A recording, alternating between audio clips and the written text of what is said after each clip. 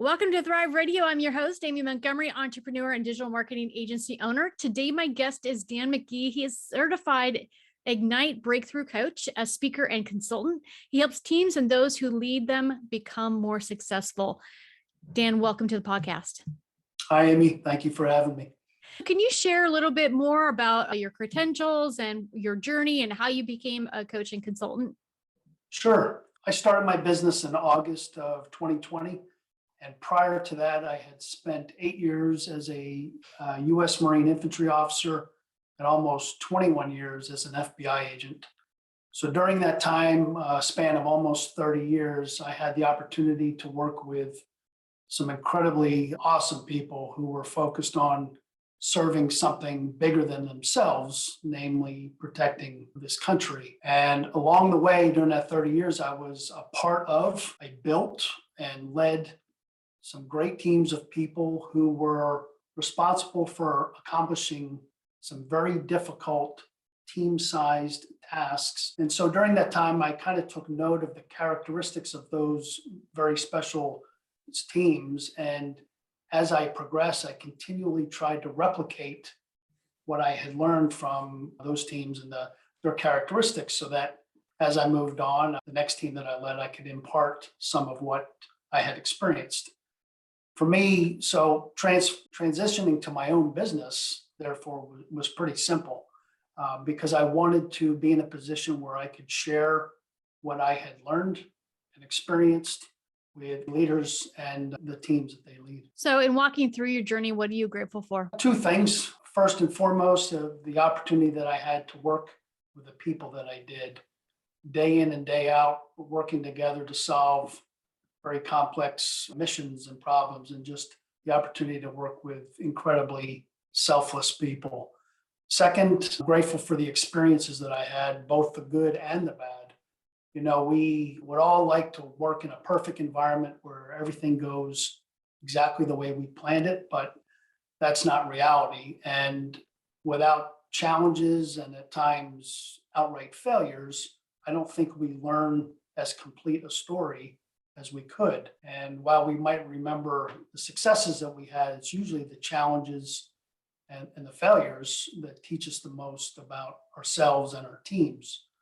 So for me, those are the things that great teams capitalize on, and I don't look at them as failures, but more as opportunities to grow and get better, because at the end of the day with a team, it's all about the team. How do you build a great team? That's a great question. For me, a great team means much more than just numbers on a spreadsheet or a one-loss record or accolades or bonuses. To me, those are all secondary and in some ways are the byproducts of great people working as one who are focused on something bigger than themselves. I believe that you're on a great team, you feel it. You certainly can maintain your competitive edge, your personal drive, working hard to use your unique skills and abilities, but your efforts are for your teammates and for the team as a whole. These are the teams that you connect to on a very deep level, and they're the ones that you remember, at least I have, for the rest of your life. So I think the baseline is the culture within the company. And if the culture doesn't exist within the company, maybe it's a subculture within a team that's inside the company. If the culture is all about me first or my contributions and my performance, then I think it's going to be a great challenge. That culture will have to change if you're going to expect people to go above and beyond to tackle what appear to be almost insurmountable challenges, or to expend a lot of time and energy on something that they may not get credit for. What are some of the key components of a great team? A lot has been written about teams and teamwork, and you can go on the internet and read about the 7, the 10, the 12 best characteristics of great teams, written by those who have either studied teams and teamwork or who have lived it. And I don't doubt that in each author's experience, those things were critically important. What I've attempted to do is narrow down my list to a few key things that I learned through firsthand experience of building and leading teams operating in very high stress, no fail environments. Teams that were comprised of people from various walks of life, vastly different cultures and backgrounds, who united in such unique ways to build a level of synergy that allowed us to accomplish some amazing things. The first thing I think about is trust. And like I often tell people, you can't confuse trust with like. I don't believe that you need to like someone or be their best friend in order to trust them. There were teammates that I served with on various teams.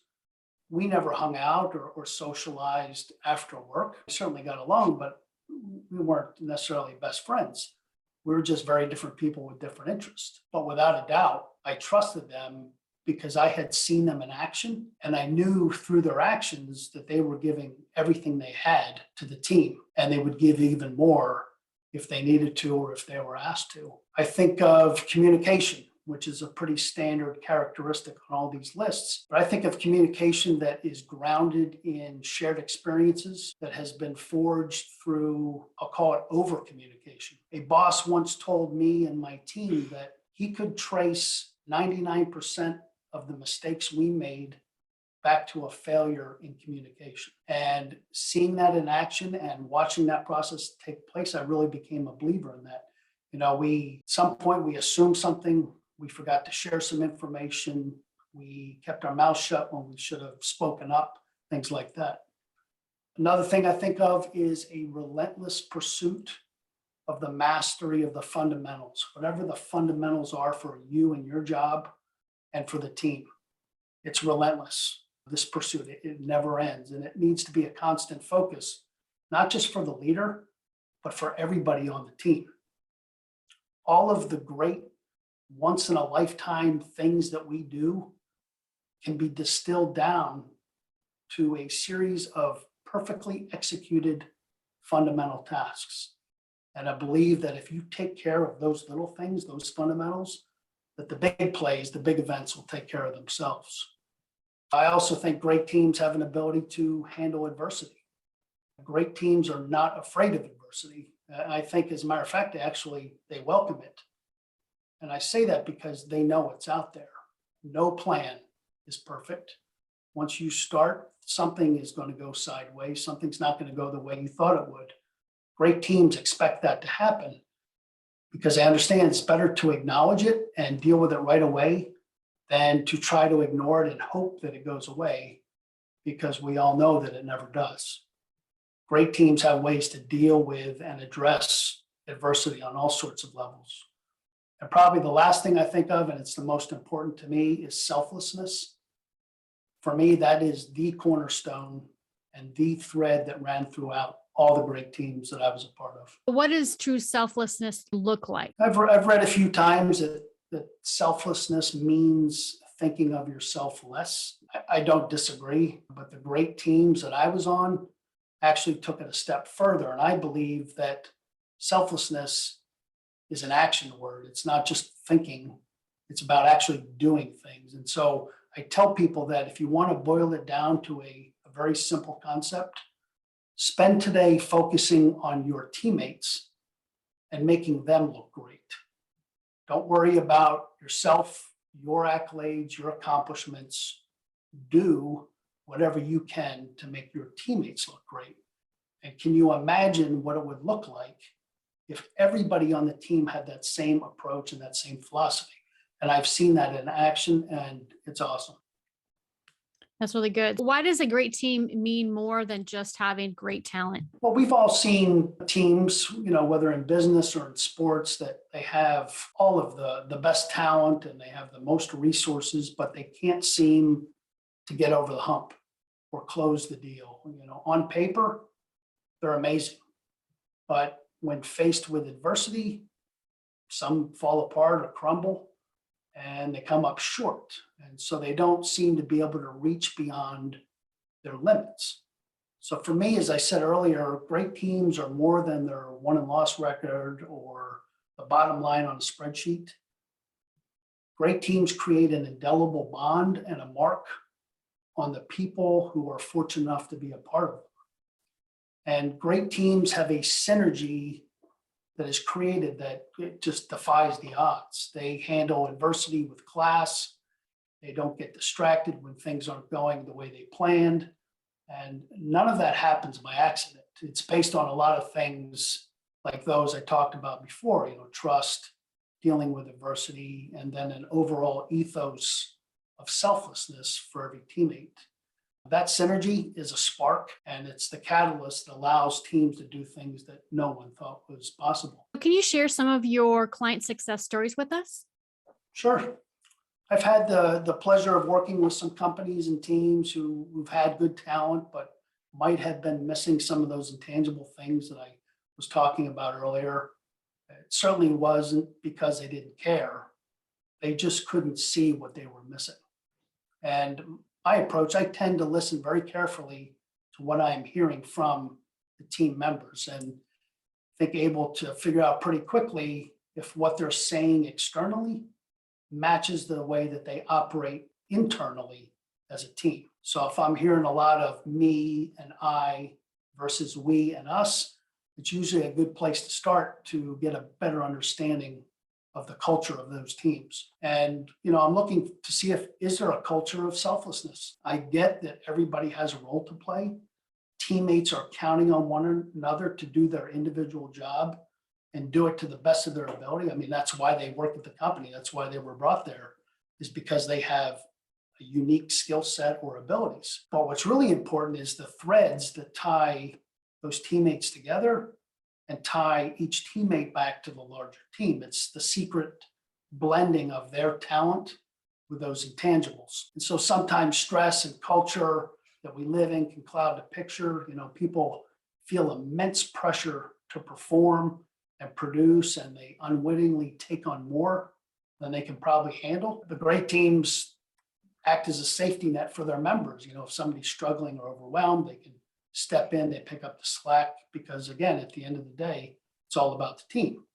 So my success stories are those situations where the leader recognized that they didn't have it all figured out, and they thought or knew that their team could be better. And so what I did was I helped them understand those intangible threads and show them maybe where those threads were missing, and then worked with them to either create those or to strengthen those that were there. This freed them, it freed each individual team member from unrealistic pressures because they knew that they had the support of their teammates. The examples that I'm thinking of in my mind, without giving out client names, is that they easily exceeded the goals that they had set for themselves, some of them by halfway through the year, and they had to reforecast their projections for the year because they had created such an incredible team. And more importantly, they created a stronger, more sustainable culture that will allow them to be successful for years to come. What do you think has been your truth that has gotten you this far in your journey? I think it's that as a leader, I exist to serve those that I lead. It's my way of living selflessness, of my way of making my teammates look great. We as leaders are uniquely positioned to provide those we lead with the tools and the resources and the encouragement and the support to do all of the things that we ask of them. And we ask a lot of them, recognizing that each person is a special, unique individual with their own set of goals and dreams and fears, and a very important life outside of work is really important. And that there's no one size fits all leadership style. You have to be willing to invest in those you lead and recognize also that there's a very real cost to effective leadership. And that cost is yourself. As a leader, you're giving up a piece of yourself. If you were able to give yourself one piece of advice when you first started out, what would it be? Authenticity in leadership is critical. Take the time to better understand who you are and how you're wired so that you can be the authentic you, not the person others expect you to be simply because of your title or the company that you work for. I believe, and have come to believe strong, people are drawn to authenticity and those who are real because they're relatable. I love that. So if there's someone that's listening that would love to work with you, what is the best way for them to contact you? Best way is you send me an email at dan@greaterteams.com. You can also call me at 833-832-6700. Perfect. And I'll put all of your links down below as well. Dan, thank you so much for coming on and sharing your expertise around leadership. Thank you, Amy. I really appreciate this opportunity.